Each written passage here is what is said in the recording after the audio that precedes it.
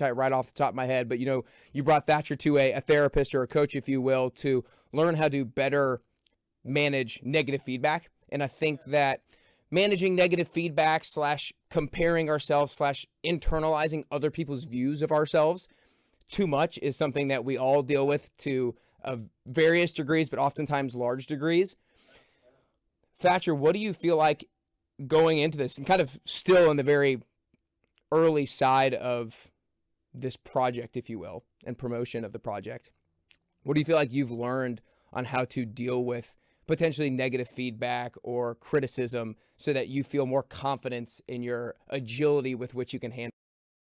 Yeah, I mean, it's been tough. All of the 14 and 15-year-old kids in my school have been making fun of me before the book even came out with my dad's Instagram posts, my dad's LinkedIn posts, all of them stalking it all the time, posting it on their Snapchat, just always making fun of me. And it was tough. And then when the book came out, 5 of my 15-year-old friends came over to my house for a sleepover, and my dad, out of nowhere, decides to hand them each a signed copy of our parenting book to 15-year-olds. Seemed normal. I don't know what he's talking about. You could imagine the next day, every single one of them brought them to school and was reading them at the lunch table, and one of them now did it for their final English report. Hey, get the book out there. That's awesome. At one point, I didn't even go to lunch anymore because kids were almost every day bringing it to the lunch table and reading about it and making fun of me. And of course, I'm proud of this book, but it hurts to see that. Like any work that you've done, if someone tears it down, you kind of internalize it. But the one thing that my mom and dad both taught me was thinking about long-term thinking. And that's Insight 8 in our book. And the one thing that's helped me with that a lot was a life plan. So a few months ago, my dad sat my brothers and I down, and he put out an 8-foot white butcher roll paper with a bunch of different markers and stacks high of note cards. And every single note card has a different job and a different life goal. And we set it out from ages 0 to 80 in year 5 increments, so 5, 10, 15, 20. And he took us an hour and he said, set out your life plan. And we took a long time, we set it out.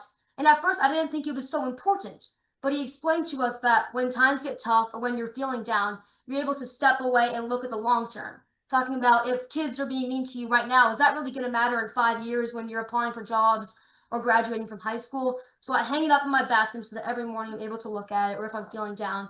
It just kind of helps me get a greater sense of what's going on in the world, and that this isn't always the most important thing at the moment.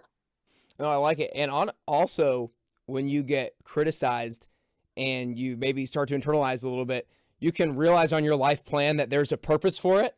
And so you don't necessarily question yourself as much of the utility or the reason why you did this project in the first place. It's like, no, this is like setting you up for success moving forward. And so, make fun of me all you want, but this is putting me on a faster trajectory of potentially where I want to be. Oh, for sure. And I mean, right now it's tough. I'm doing keynotes, I'm doing podcast interviews, and I'm sacrificing some time in my summer. And even though I'm grateful for doing all of this and it's a great experience, right now, honestly, I would rather be relaxing or sleeping in. But I know that in 5 years, I'm going to be so thankful that I wrote this book. So it's so much easier to think long term when you just take a step back. Yeah. Go ahead, Scott. Well, this chapter you talked about is Insight 26. We call it the power of positive and negative thinking. We refer to our home as Miller Land because it's sort of like its own theme park, right? With some of the roller coasters going off track occasionally. But in Miller Land, we don't allow negative self-talk. We do not talk negatively about ourselves. There's enough people out there that will do that job for us. So one of the chapters that we write about is, you have to be your own biggest champion. If you don't believe in yourself, why would anyone else? And I write quite vulnerably about the fact now with social media, everybody is an op-ed columnist. We've jumped the shark. If you are an anesthesiologist, if you are a maitre d', if you're a hairdresser, it doesn't matter, a podiatrist, everybody is commenting about you online now. That's never going to stop. It's only going to become more ubiquitous. So you've got to teach your children the fact that everyone is now living in the public eye. Whether you're on social media or not, everybody is critiquing. Nick, you're doing the same thing, right? People are commenting on your coaching programs and your podcast. In this chapter, I actually commissioned one of my team members to go find some negative comments about me online. Well, it took them 4 seconds to find 11 pages of hate on iTunes and Reddit, like the worst stuff you'd ever read in your life. And we took about 40 of the comments and put them in the book. And these were the tame ones, Nick. And I put them in there to say, as a parent, you've got to teach your children how to deal with negative comments about them.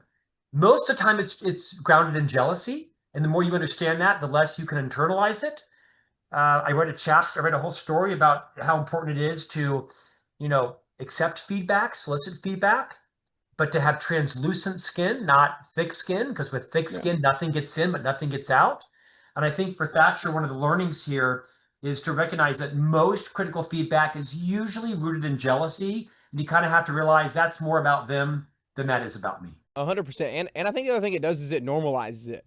It makes it so it's going to come, and you don't think that it's something that just you're experiencing yourself. So I think that's super, super critical. To kind of expand, go ahead.